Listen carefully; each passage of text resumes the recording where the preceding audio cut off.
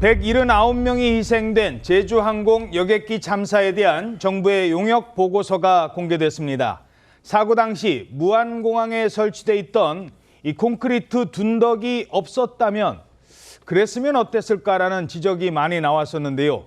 여기에 대한 실험 결과가 공개됐습니다. 어떤 내용입니까? 네, 사고 당시 콘크리트 둔덕이 없었다면 모두 살았을 것이라는 연구 결과가 나왔습니다. 이 사고는 지난 2024년 12월 28일 제주항공 여객기가 가창 오리대와 충돌하면서 활주로에 랜딩 기어 바퀴도 내리지 못한 채 가까스로 동체 착륙을 했습니다.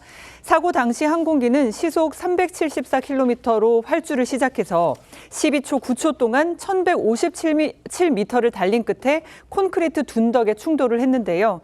승객 179명 전원이 사망하는 참사가 발생했습니다.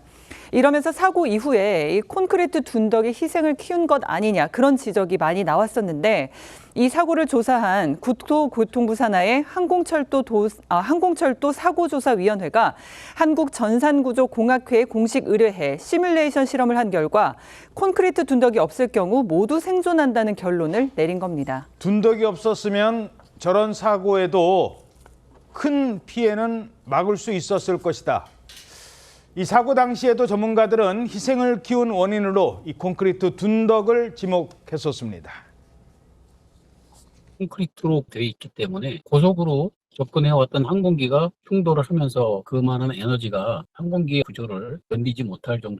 The passengers were killed by hitting a solid structure just over the end of the runway, where a solid structure should not be. 사고 직후 국토부는 콘크리트 둔덕이 규정에 어긋나지 않는다고 반박하기도 했었습니다. 활주로 종단 안전 구역 내에 어떤 설치할 때 적용되는 여러 가지 규정들이 있습니다. 범위 밖에 있었기 때문에 여러 가지 제한된 어떤 규정들이 적용되지 않고 있다. 하지만 결국 실험 결과 콘크리트 둔덕에 심각한 문제가 있었다는 게 드러난 겁니다. 자, 그럼 실험은 어떻게 진행이 된 겁니까? 네, 항공철도 사고조사위원회는 외부의 용역을 맡겨 시뮬레이션 실험을 했습니다. 슈퍼컴퓨터 등을 활용해서 정밀 충돌 그리고 좌석별 충격량 분석에 기반해 과학적인 실험을 진행했습니다.